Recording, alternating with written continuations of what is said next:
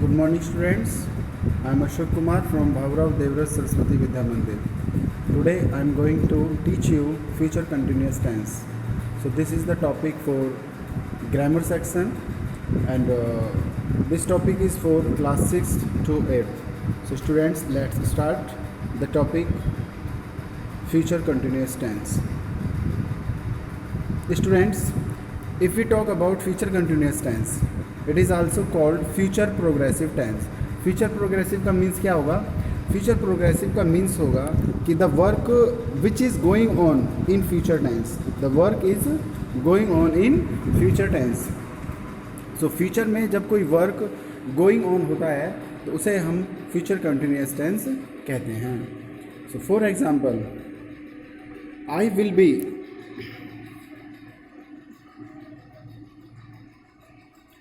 Be singing in the concert tomorrow. कि मैं, concert means होता है बेटा संगीत समारोह, या जहाँ पर म्यूज़िक का कंपटीशन होता है, ठीक है, या कहीं पर पार्टी होती है. तो I will be singing in the concert tomorrow, कि मैं संगीत के समारोह में कल गाना गा रहा हूँगा. इट मीन्स हम कह सकते हैं कि जब हम फ्यूचर में किसी वर्क को करने की योजना बनाते हैं, और वो भी कॉन्टीन्यूस में, कि मैं कल ना इस समय पर पढ़ रहा हूँगा, मैं कल इस समय पर मार्केट में घूम रहा हूँगा, मेरे पिताजी शाम को 6 बजे ऑफिस से लौट रहे होंगे. So my father will be coming from office at 6 o'clock, 6 बजे ऑफिस से लौट रहे होंगे. सो इसमें एक और होता है कि when do we use future continuous tense, कि हम ना फ्यूचर कॉन्टीन्यूस टेंस का यूज़ करते कब है. ये तो एक एग्जांपल हो गया आपका, कर देगा मैं. तो एक्शन इन प्रोग्रेस, जब कोई वर्क प्रोग्रेस में हो, जब कोई वर्क चल रहा हो, और वो भी टाइम क्या हो, फ्यूचर. फ्यूचर में जब कोई वर्क कर रहा हो तो इट मीन्स हम तो वो इमेजिनेशन करेंगे कि मैं कल ना स्कूल की क्लास ले रहा हूँगा, स्कूल की क्लास ऑनलाइन ले रहा हूँगा. तो जब हम अपनी इमेजिनेशन करते हैं, ठीक है, कि मैं कल क्या कर रहा हूँगा, तो वो कहलाया जाता है फ्यूचर प्रोग्रेसिव टेंस और फ्यूचर कॉन्टिन्यूस टेंस. जैसे एग्जांपल दिया हुआ है, I will be meeting Tom, I will be meeting, कि मैं टॉम से सैटरडे को मिल रहा हूँगा. इट मीन्स यहाँ पर मैंने एक योजना बनाई है कि मैं कल क्या कर रहा हूँगा, या सैटरडे में क्या कर रहा हूँगा, मैं टॉम के साथ मीटिंग ले रहा हूँगा. ओके स्टूडेंट्स,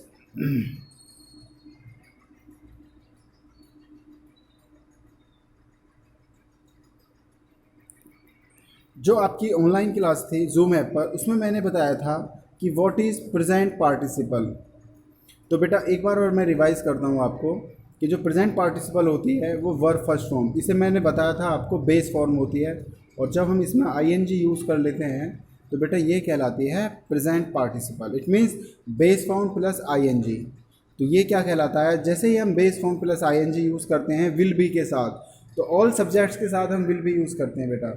जो आपकी मॉडर्न ग्रामर है तो उसमें ऑल सब्जेक्ट्स के साथ, चाहे ही है, she, it, I, we, you, they, सभी के साथ हम विल बी यूज़ करेंगे. और जब हम विल बी के साथ verb first form ING use करते हैं तो it is made future continuous.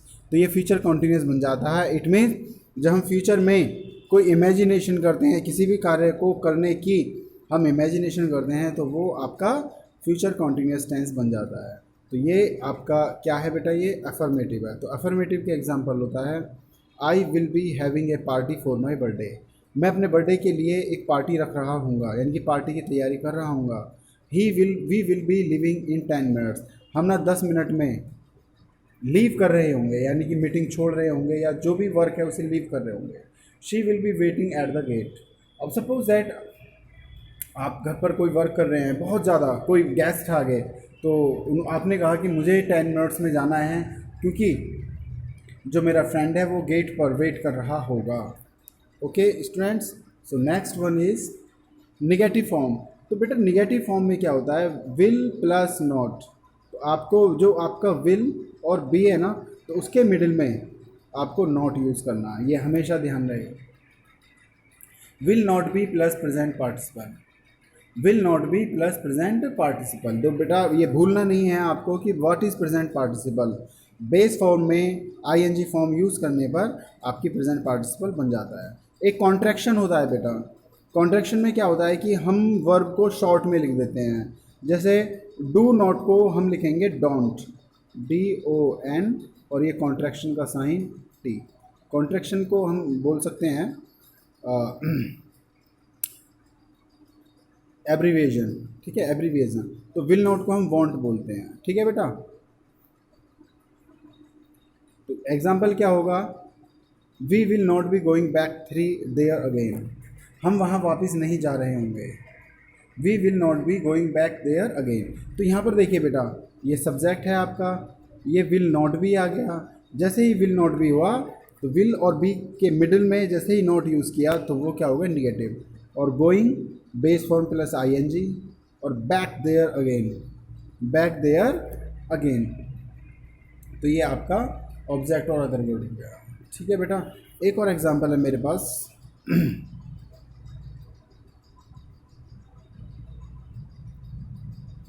I will not be using the computer, मैं कंप्यूटर यूज़ नहीं कर रहा हूँगा, मैं कंप्यूटर यूज़ नहीं कर रहा हूँगा for the next few days.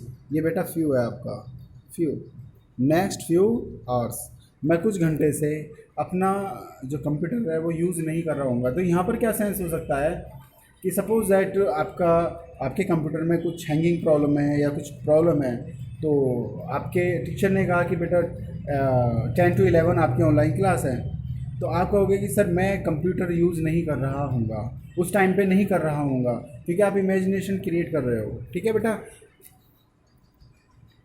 Next आपका इंट्रोगेटिव सेंटेंस हो जाएगा। तो ये वर्ड ऑर्डर बहुत ज़्यादा आप ध्यान देंगे इसे।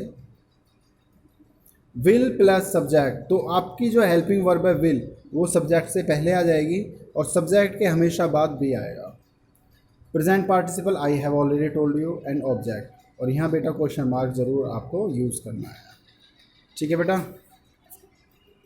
एग्जाम्पल है आपका, will you be helping the people, will you be helping the people. तो बेटा इसमें जो विल है, जो आपका विल है, you be helping the people, क्या तुम लोगों की सहायता कर रहे होगे, क्या तुम लोगों की सहायता कर रहे होगे।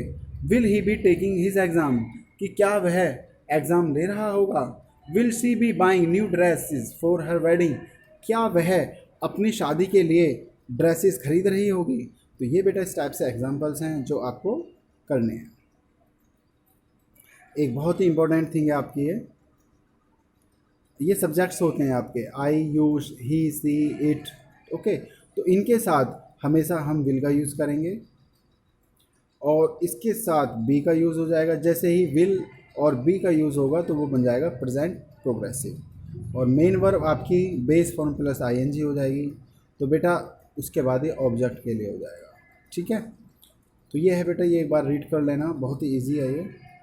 उसके बाद जो है हम बात करते हैं एक्सरसाइजेस की। ये मैंने क्लासेस में आपको समझाई थी, तो इस पर आपको वर्क करना है, इन एक्सरसाइजेस पर, और मुझे आपको एज ए होमवर्क के रूप में चेकिंग के लिए ग्रुप में सेंड करना है, ठीक है बेटा। तो you are to do this work. Thank you.